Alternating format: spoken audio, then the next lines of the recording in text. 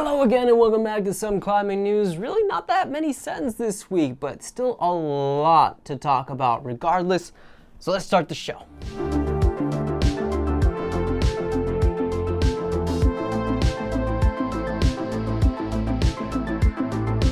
Alright, and starting us off today, anyone with a Netflix subscription gonna be able to watch Alex Honnold do the same move over and over and over again for a few hours tomorrow.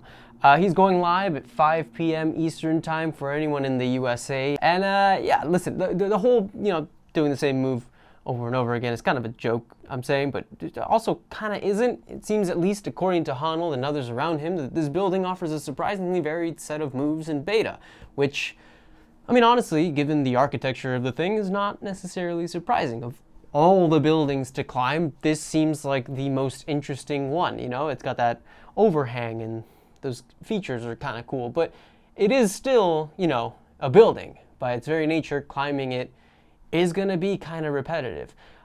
I mean, I don't know. Now, Honnold's been met with a ton of criticism. Most prevalent, probably the accusation saying that the dude sold out. And honestly, yeah, I don't really know where that comes from. Like, the guy, he just wants to climb anything and everything that gets him psyched. He's not really compromising his values at all, in my opinion, as far as I can tell.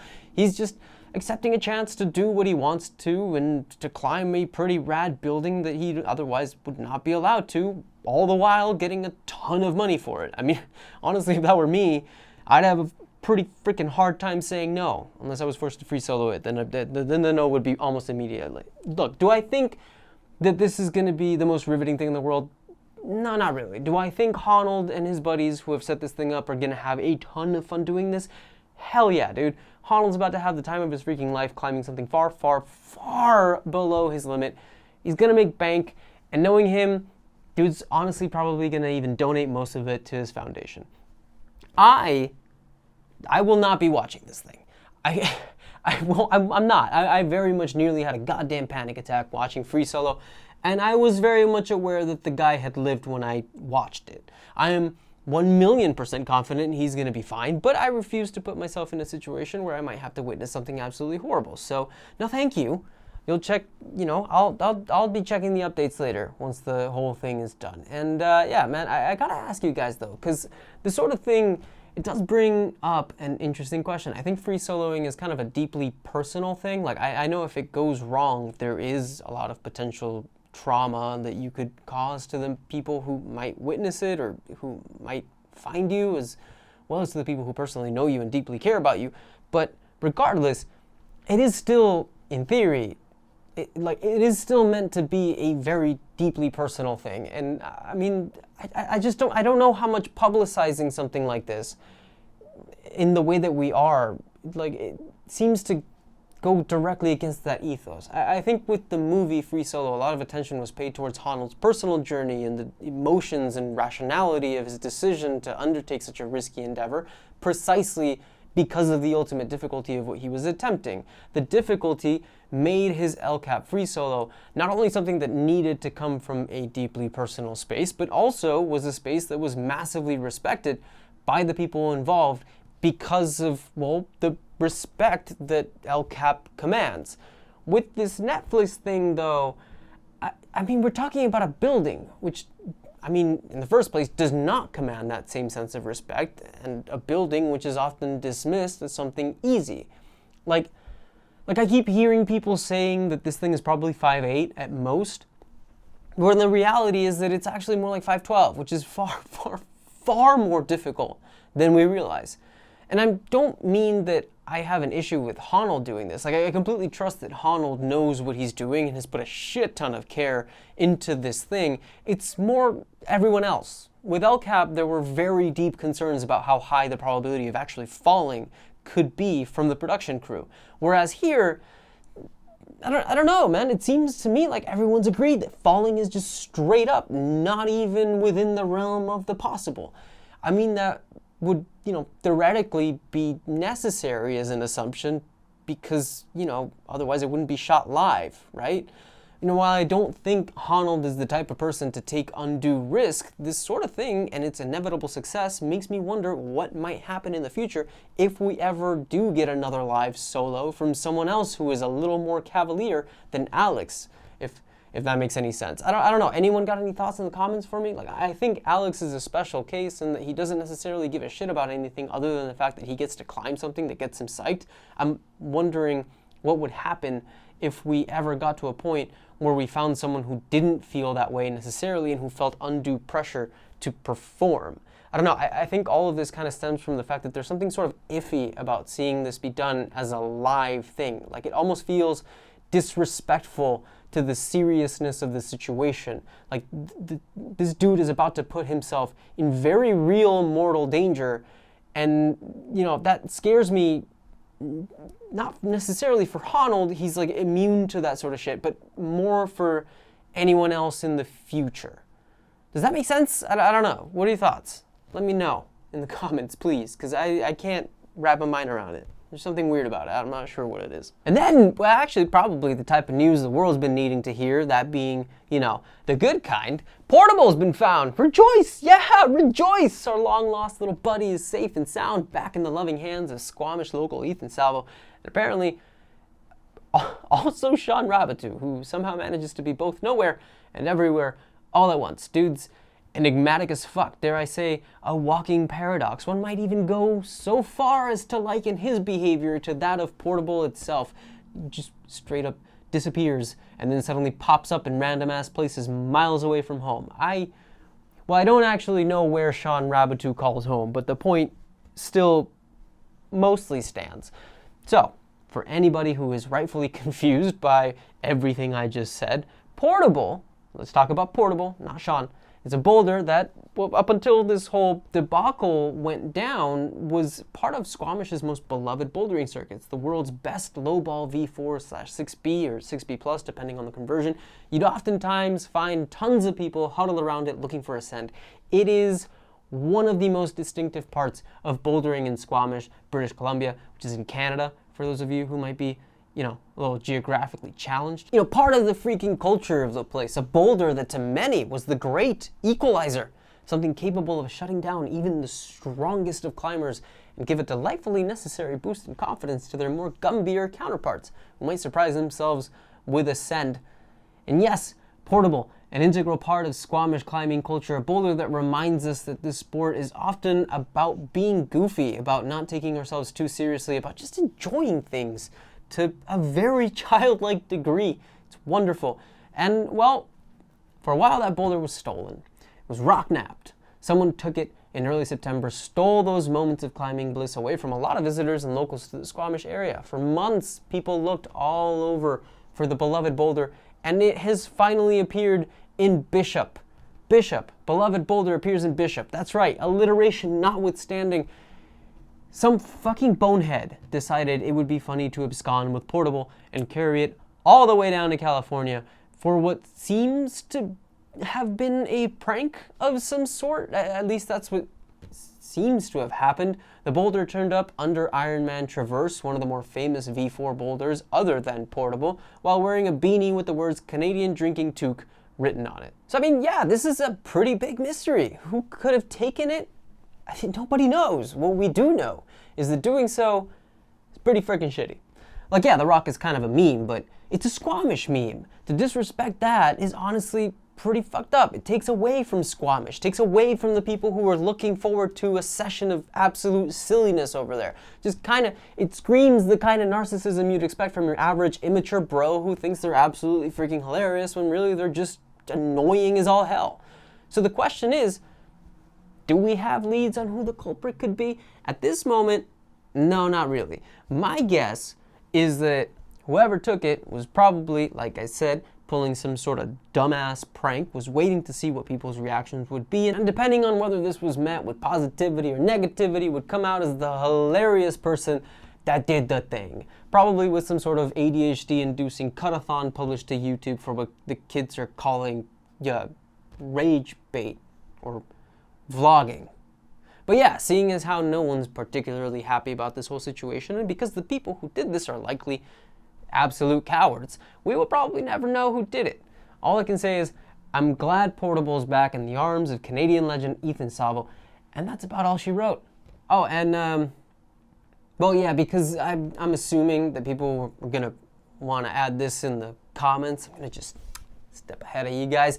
Portable's actually 3 problems in one. You got the most famous classic mantle, which goes at V4. You got trying to lift it as a pinch, the way Ethan does here, which goes at V6. And then precisely why it should have stayed at Squamish, you got a V10 that involves walking up a classic V0 slab high ball in Portable's home spot while holding the pinch the whole way up. So there you go, 3 classics rolled into one tiny, tiny package that shows that sometimes size really does not matter. A thought that is of great comfort to yours truly, for reasons. I'm scared of highballs, shut up. And speaking of Ethan Salvo, actually, in addition to saving Portable, dude's also just announced on the gram that he sent Lucid Dreaming. Honestly, I feel kind of weird here. I don't know if it's some sort of deja vu sort of thing, or if I too am just literally dreaming lucidly right now. I didn't get much sleep last night as far as I can tell. I'm running on a metric shit ton of caffeine at the moment, but I feel like we already knew about this, right? Am I crazy? Did I not already talk about this dude sending this problem? Did I lose my mind? Like, what is happening? Ethan sent December 4th.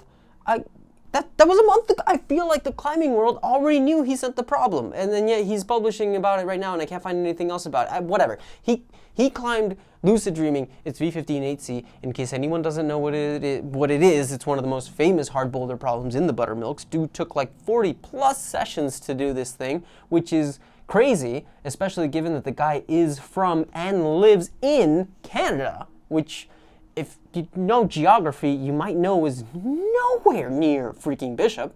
Anyways, I might be going insane. I might not. I can't really tell which way is up, right, down, left, or sideways, but either way, har.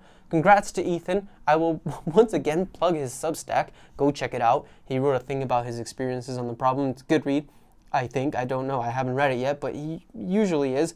I like his Substack. Seriously, go sign up. You know, it's the least we can do. He's bringing Portable home. Thank you, Ethan. Good job, dude. Good job on Lucid. I forgot that you did it. And then let's talk about Erin McNeice, or as I like to call her, Erin McBeast, posting an honestly rather brave thing to the gram.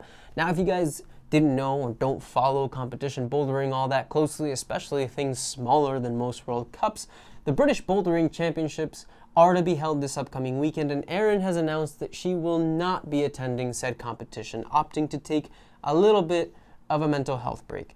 And by, quote, a little bit of a mental health break, unquote, it sounds like she has been struggling with a metric shit ton of anxiety. Anxiety that seemingly rears its ugly head when she competes, regardless of how she actually performs, well or amazingly. And to this, all I have to say is, hell yeah. Hell yeah. Not to having anxiety, but to being open about mental health struggles. Look, the easy thing here would be to dismiss how a person is feeling, to say, you know, oh, quiet down, push through, keep going, anxiety is whatever, you'll be fine. But the truth is, a lot of times people are not. And the reality is that there are millions of us out there who, for whatever reason, are struggling with shit, and we decide to just keep things to ourselves over and over again. Why? Well, honestly, it's the idea of all this stuff being in our head that causes us to believe that it isn't truly real when that's just not the case. Since there's no physical evidence that can be readily perceived other than, like, I don't know, brain chemical stuff that you need a computer to see, the tendency is to believe that you're just making it all up and that you can just power through. You know, if my brain got me here, my brain could get itself out of it. But, you know, this shit is real. You're very much injured. And just like any other injury, you need to treat it, you need to rehab it, you gotta do whatever you can to get back to 100%. So with that said, anyone who isn't being supportive of Erin taking the time to literally rehab her mind, one, can go fuck themselves.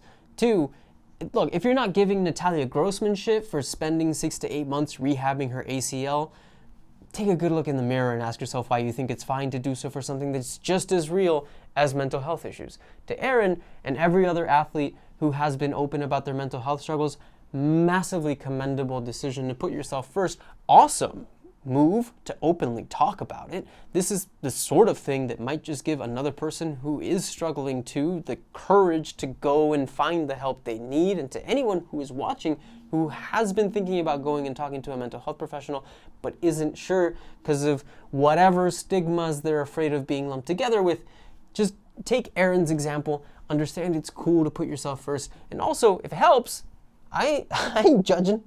I mean, I'm not sure how much my opinion of you is gonna help, but if it does, there you go. I'm not judging. Anyways, this whole thing it further cements in my head that I chose the very right freaking name for Erin McBeast, because she's a beast, very much a beast. Just as much strength on the wall as there is off it. Hope she takes all the time she needs to feel better and come back even stronger. And then a couple little ditties to talk about out of Vegas. Finally, people aren't climbing wet rock over there. So we got Ben Burkhalter being an absolute goddamn savage, coming back from about a year of finger injury upon finger injury in both hands, and apparently quite a bit of pickleball of all things. Pickleball? Dude, really? I mean, more power to you, but like, look, I'm Spanish. I'm just waiting for people everywhere else in the world to realize that padel is better in like every conceivable way. It's not the point. Wrong sport. My bad. I'll stop talking about it. Ben sent Trieste after having tried and sent the stand back in January of 2025. So about a year ago, more or less. Then, like I said, tons of finger injuries and tons of pickleball later, he managed to send the full line in a single session after about 5 hours, which is that's pretty freaking great. I know correlation does not necessarily equal causation, but like, dude, he's pickleballing more than he's climbing. And he comes back after a year and sends one of the hardest boulders in Vegas in 5 hours. My guy might be onto something. I don't know, man. Maybe I should shut the fuck up. Anyways, he actually upgraded the problem. One of the few people out there doing shit like that, which is very much commendable. Trieste is weird. It's a stand start that's 8B plus with a very obvious sit start that, if you go by what everyone seems to say, doesn't actually add any difficulty, because the full line has always also been graded 8B plus V14. So, like, I mean, make it make sense, man. What's the point of the stand if the sit doesn't make it that much harder? I don't get it. Apparently, Ben seems to agree with me. He's seemingly the first to ever openly say he thinks the sit deserves a full grade added to it, so 8C V15. And congratulations to Ben on the boulder, on the rehab, on the pickleballing, all that good stuff, man. Well done. Try padel. It's way more fun. And then second, we gotta talk about second thing we gotta talk about out of Vegas, just to the right of Trieste, Matt Fultz is trying Shaolin, and he's apparently made very, very good progress on it. Dude uploaded a quick little story to the gram. He's a session in so far, and he's already hit both big dino moves. Not entirely sure if he managed to link them together or if he just did them separately. But, I mean, Matt Fultz and Drew Rana, man, they're the two people in the world with the most 8C plus V16 boulder problems under their belt, with 9 of them each, if my sources are correct. So we're more than past due to see them getting their first 9A, which I feel like should be quite soon. Hopefully, Matt with Shaolin, Drew with Megatron, we shall see. My bingo card for 2026 says they do it, man. You gotta fucking do it, man. Let's go. Got it. Do it, please. And next, let's talk Stefan Hochbaum, aka Stevie. I haven't talked about this guy in a while. Good to see he's still out there going hard, man. Dude just proposed 8CV15 for a boulder called Mindflayer in Schachvenstein, Deutschland, aka Germany. Now, some of you guys might remember this dude as the guy who sent and proposed Obsidian, which is Germany's first ever 8C plus V16 boulder problem, right around the beginning of last year. He's been kind of struggling to figure out where I want to put that particular boulder on my rankings list, but it'll be there. And yeah, man, dude, Stevie, he totally climbed out. Schachvenstein. I can do it. Is it Schachvenstein? I hope so. He's apparently said that he thought Obsidian was the last possible project in the area, but was evidently wrong because he'd forgotten about this new line. And now that he's done it, he's basically climbed out the whole place. Honestly, I mean, how freaking cool is that? Like, you can just check mark an entire area because you've done everything. I mean, that's pretty sick. Actually, that makes me wonder, who the hell? But actually, yeah, that makes me wonder who the person in the world who has done the most climbs is. That was an awkward way of saying it. Like, okay, like regardless of grades, who has the absolute highest volume of outdoor climbing in the world right now? Is it Andra? Maybe some random ass dark horse? I know people were always freaking out about, you know, how Jimmy Webb basically just did everything in the south of the USA, and I'm only talking about bouldering, but with like ropes, I think maybe like, I don't know, Sharma, Dave Graham on both? Maybe someone older?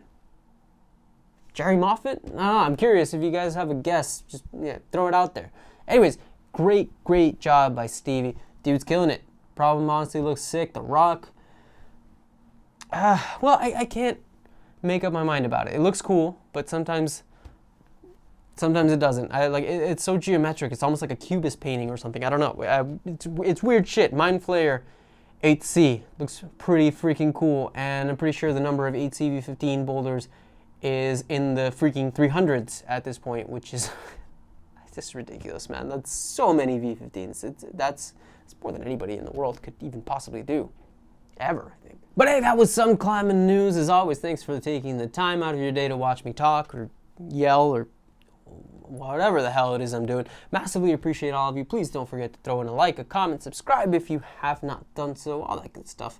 You know, enjoy the weekend. Honnold's free solo tomorrow if you're going to watch. I will see you guys again on Monday. But in the meantime, of course, and as always, go climb some stuff.